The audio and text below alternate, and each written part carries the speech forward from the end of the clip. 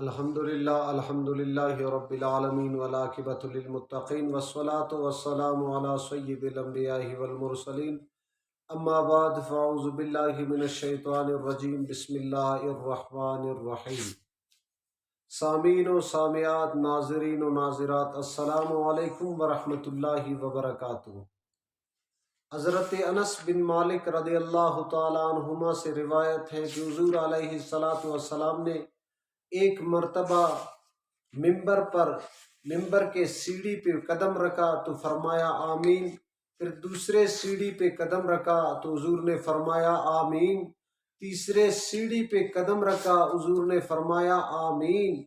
حضرت معاذ بن جبل رضی اللہ تعالیٰ عنہ روایت عرض کی، یا رسول اللہ، یا نبی اللہ صلی اللہ علیہ وسلم، اس میں حکمت کیا ہے؟ اس سے پہلے آپ کو اس طرح ہم نے نہیں پایا، یا رسول اللہ اس میں حکمت کیا ہے؟ حضور نے فرمایا ابھی جبریل امین میرے پاس آیا اور عرض کی، یا رسول اللہ، یا نبی اللہ صلی اللہ علیہ وسلم، اللہ تعالیٰ اس شخص کو غرق کر دے جو رمضان شریف کا مہینہ پاتا ہے بلکہ اس کی بخشش نہیں ہوتا، وہ رمضان شریف کا روزہ نہ رکھتا ہے۔ حضور نے فرمایا آمین۔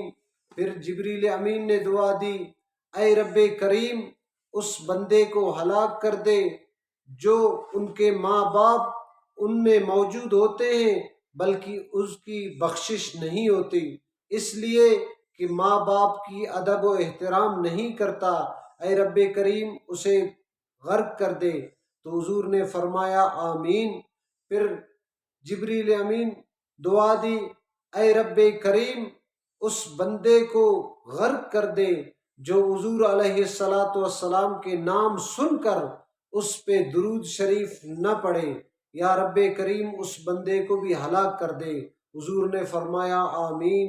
دعائے رب کریم سے کہ روزہ شریف کی فضیلت اور ان کو رکھنے کا توفیق عطا فرمائے، اور ماں باپ کی ادب کرنے اور حضور علیہ الصلاۃ والسلام پر درود شریف پڑھنے کی توفیق عطا فرمائے۔ وآخر دعوانا الحمدللہ۔